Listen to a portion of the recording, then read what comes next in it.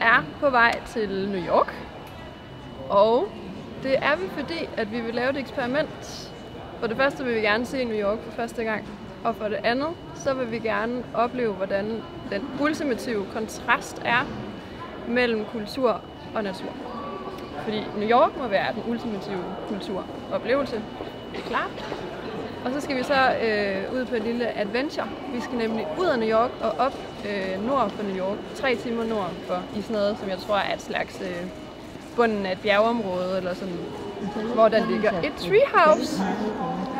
Og det skal vi selvfølgelig besøge, og det skal vi overnatte i 2 nætter. Og det glæder jeg mig sindssygt meget til. Men vi skal også ud at sejle. Vi skal ud og sejle inde i Hyde Park. Der kan man vist nok sejle. Er det ikke der, man kunne sejle op? Det tror jeg nok. Der skal vi ud og sejle, og så skal vi ud og sejle hen til et sted, hvor vi kan se Frihedsruinen, fordi at det er nemlig gratis at sejle derud. Og så kan man se New York ude fra vandet af. Så det var 2 elementer, og tilbage her fra første broadcast er der bare at sige rigtig god rejse, og vi ses i New York.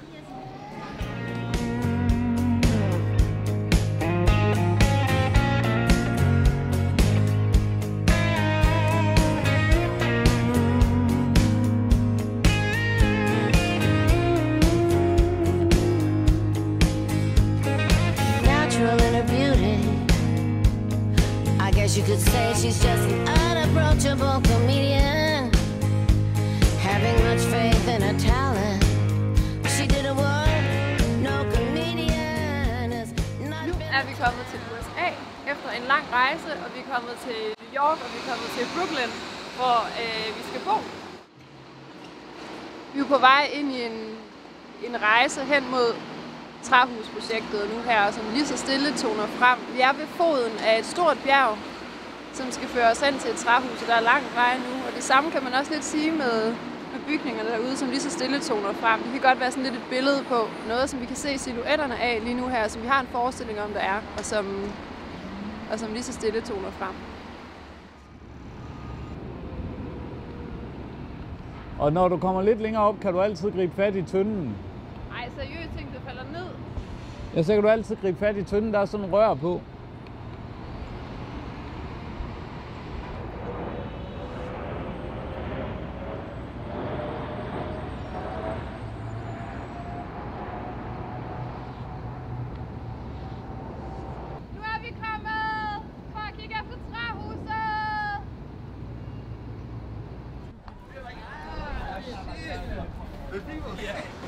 Nu er vi ankommet til East Village, og grunden til, at vi er her, er en helt særlig grund, nemlig at vi skal besøge en berømthed. Han hedder Roderick Romero, og han har bygget 70 træhuse rundt omkring i verden. Og han er indvilliget i at mødes med os og fortælle om sit approach til treehouses, og også til at give mig nogle råd, og i det hele taget bare sådan tale om, hvad det vil sige at bygge et træhus. Han bor her i East Village, som er sådan et mega hyggeligt område, hvor der er ret mange små byhaver også, og han har faktisk selv været med til sådan at grundlægge og stille og roligt sådan igennem 14 år bygge sådan en lille have op. So this was a building. There was a huge building here, and then it was blown up in 1978, and then people came in and started planting, and I came in and said, "Oh, well, I'd like to build something for the children." So I did this little tree house over here. I just kind of gave over all the lumber. It was like a pure donation. All the vines.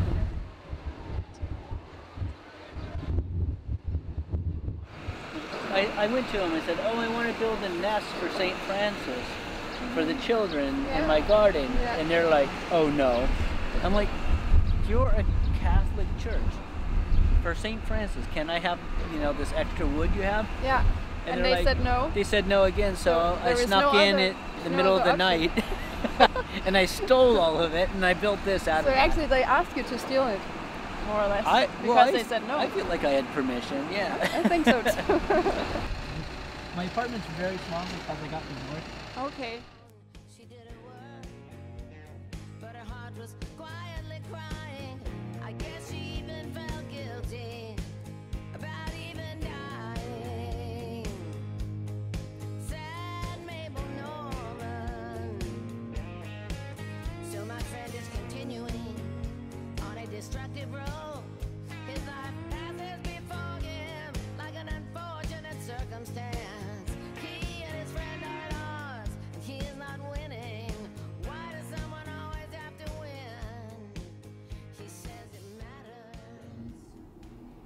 These are vines, and this is all from different tree houses. And this is me when I was 2 years old, and that's my mom who passed away. That's Petra when she was 6 months old. What is it that you like so much about tree houses? For me, it again starts with my childhood. It's an escape, or it's a reintroduction for adults back to nature. You come up into a treehouse and you see a new reality, and that reality takes you to a new reality where you're reintroduced to nature. When I stayed in my first treehouse, or actually the only treehouse I stayed in ever, was the one I told you about. This lady who has her own land, and she didn't want many people to come there and stuff. I felt completely like coming home. I was just, okay, this is not just some crazy idea. It really means something. So I have this dream also. The same reasons also for doing it. Yeah. Do you think you could give me some kind of advice on how to approach it? How also the architectural part of it. Yeah. As well as a technical part. Could you give me some advice to make it a great piece of architecture and a great getaway? Well, I think the most important thing is to connect to the location. Like, find the right trees, and stay with the trees for a little bit, like hours, and feel like what birds are flying around, what's the nature that moves through it, what's the habitat, and then you feel like that's where you want to be, then good. Then, of course, then it gets into engineering and down to math, you know, the geometry. I like octagons, 8-sided structures, because if you start to nest them, if you start to branch them, they become much easier to build a nest, because otherwise it's just going to look like someone's apartment or, you know, someone's house or something. It's like, it's really, for me, very boring. Someone like Frank Lloyd Wright, he would create his glass work would follow natural patterns, meaning all nature is based on the Fibonacci code, right? So it goes 1, 1, 2, 3, 3, 5, 8, 13. It follows this code. So every shell has that, like, this has the Fibonacci code in it. So it goes like, this chorality is all based on a natural progression of math. You asked me, like, what would I build? Yeah. That's it. This house. I haven't done it yet. I'm going to make that house. Since last time we talked about it, I found out I want to build something that's like a butterfly. Like a butterfly? In the shape, yeah. The house? The house should be like a butterfly shape. That's what I have in my imagination at the moment. I would do that cosmetically. You know what I mean? Externally. Yeah. Create the space inside, yeah, and then go crazy with it. Yeah. A butterfly would be awesome. Yeah. Giant wings. And even if it's like butterfly mixed with dragonfly. I love dragonflies. That is a nice thing, yeah. That's and nice. The cool thing about dragonflies is that their wing structure is My heart starts beating. It's so amazing. I want to do something with wings of cars, like a bird. Yeah. Yes. And, well, I mean, another good example would be a hummingbird. Yes. Because they're never this way. They're always in opposition. And they are twisted. They are, their wings are, and they're beautiful. Constantly, like so fast. Yeah, and they're strong, and they have a will. Yeah. I think it would be great with a couple of stills with you, but also I would like one with me and you. Yeah, for sure. These are these little paintings I make out of cigarette boxes. That's nice. They're really good. Your paintings. Do you sometimes upscale and Sometimes. do something like that, but just in a larger scale? I would love to do that, like that would be great. 10 feet by 10 feet. Yeah, that would be great. Not been the clown. She did her work, but her heart was quietly crying. I guess she even felt guilty.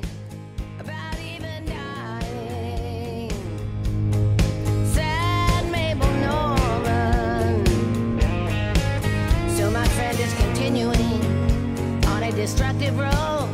His life passes before him like an unfortunate circumstance. He and his friend are lost, and he is not winning. Why does someone always have to win? He says it matters. Strange things to follow when you love someone. So you put that someone in exile. How about I call you beloved exile? He called today. He said, don't give up. I asked him, what are you talking about? I said, things are not the same since you... Nu er vi kommet op i Adirondack-bjergene, som ligger op i nordlige del af New York State. Det er jo det her område, som træhuset det ligger i. Og det kan man jo godt forstå. Nu er vi meget, meget tæt på, hvor at træhuset det efter sigende skulle befinde sig.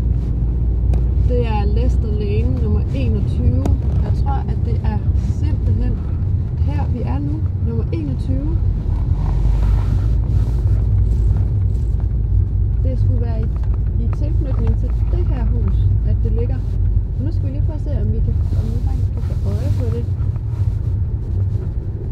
Hvis vi kører lige så stille. Det skulle ligge lige her.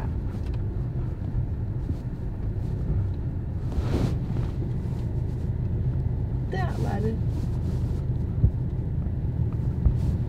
Der er det lille træhus. Så fint gemt væk inde i skoven bag ved stammerne. Det er der, vi skal bo i aften. Og sove og få lov at sove i 2 dage. Det bliver så spændende at komme og se, hvordan det faktisk ser ud tæt på. Nu er vi kommet hen til træhuset endelig, som vi har været så længe på vej efter for at komme og se. Og det er det her fuldstændig bedårende fine træhus, som ligger ude i de Adirondacks bjerge i USA.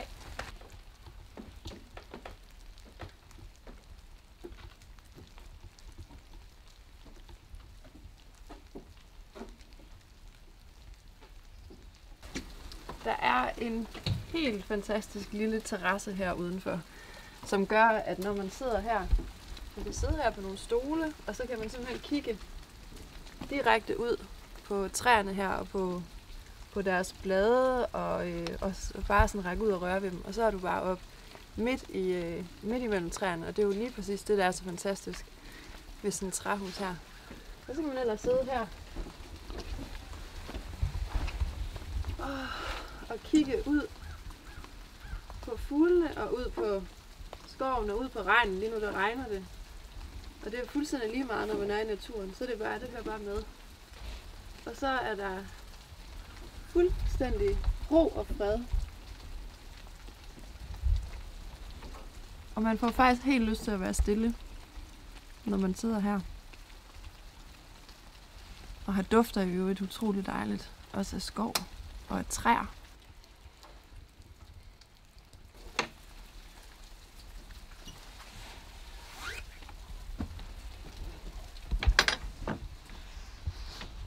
Og det er jo et lille bitte hus.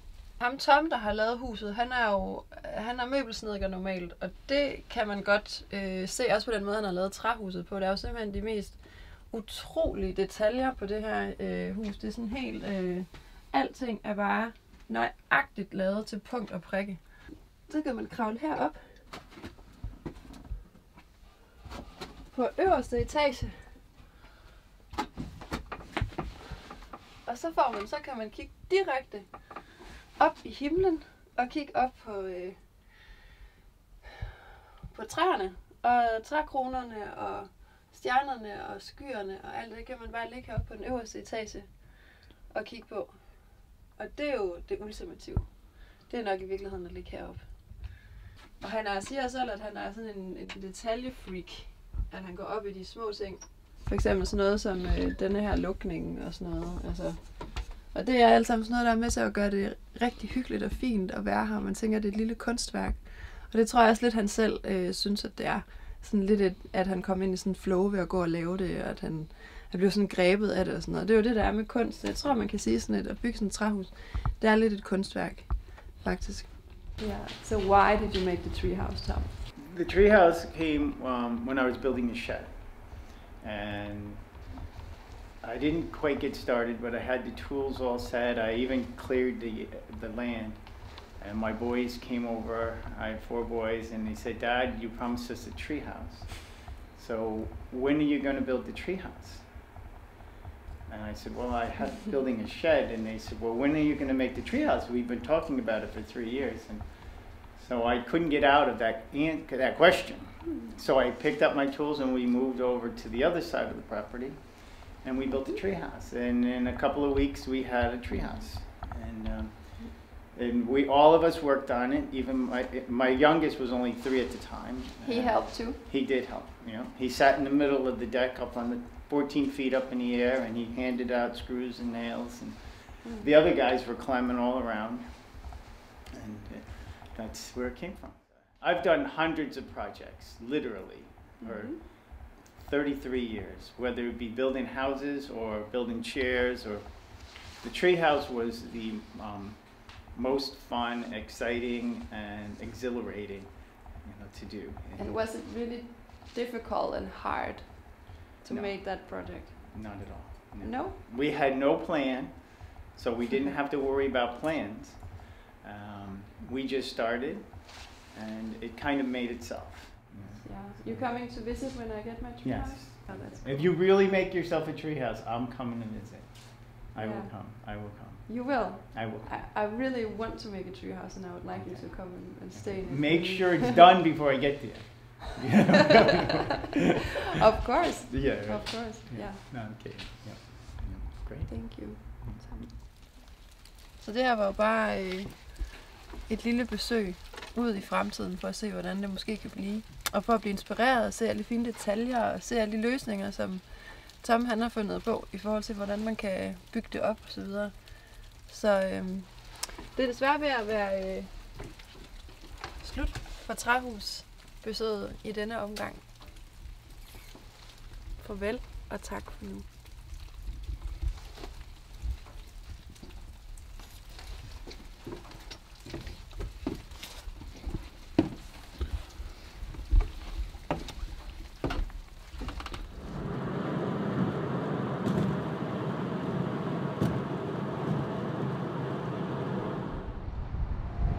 I dag er det en rigtig, rigtig varm dag i New York. Det er faktisk ligesom sommer. Det er en meget smuk dag, men det er også en lidt sørgelig dag, fordi det er nemlig i dag, at vi skal sige farvel. Vi skal sige farvel til New York, og vi skal sige farvel til rejsen, som er ved at nå til sin ende nu. Vi har set en hel masse ting, vi har oplevet en masse ting, vi er blevet klogere på en hel masse ting. Og New York er en hjertegribende by, og jeg håber, at vi kommer tilbage igen på et tidspunkt. Hvem ved, om Roderick han på et tidspunkt inviterer os over. Det kunne man i hvert fald håbe. Så dejligt elskede New York, dejligt elskede Manhattan. Farvel og tak for denne gang.